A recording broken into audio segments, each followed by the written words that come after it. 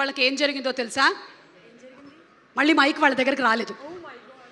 Okay, సరే నువ్వు మాట్లాడు. హలో ఎవ్రీవన్, కొంచెం భయంగా ఉంది. ఫస్ట్ మైక్ నాకే వచ్చింది.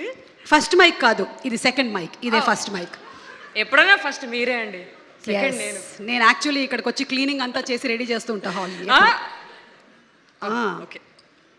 హాయ్ అండి, నేను పూజా కేంద్రే, బ్యాండ్ మేళంలో దేవి అనే క్యారెక్టర్ చేస్తున్నాను. And first of all thank to Kona sir, my God father, మా అందరికీ గాడ్ ఫాదర్. అండ్ సతీష్ గారు, ఐఎమ్ సో హ్యాపీ మీరు మమ్మల్ని తీసుకున్నారు, పిక్ చేసుకున్నారు, ఫేత్ పెట్టారు మా మీద. దెన్ గోస్ టు శ్రీదేవి గారు అండ్ రోషన్ గారు. I really loved it. నాకు అసలు I'm appreciating my self. I'm feeling blessed. మీతో స్క్రీన్ షేర్ చేయడం, మీతో వర్క్ చేయడం, ఈ ఎక్స్పీరియన్స్ ఒక డ్రీమ్లా ఉంది. ఇక్కడ నిలబడి మైక్ పట్టుకొని మీ అందరి ముందు మాట్లాడడం, గెస్ట్ ముందు మాట్లాడడం, ఇక చెప్పలేను. No, I'm speechless. అండ్ ఇదంతా ఇంకా చెప్పేసాను కదా, బ్యాండ్ మేళం గురించి చెప్పాలి.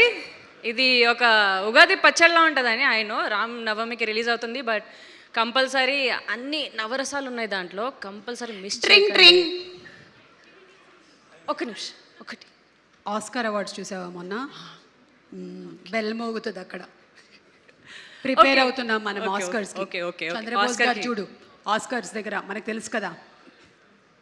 సరే, కంపల్సరీ 26 మార్చ్న బ్యాండ్ మేళం తప్పకుండా చూడండి, మిస్ చేయకండి. థియేటర్స్లో నా కోసం అన్న చూడండి. చూస్తారు పక్క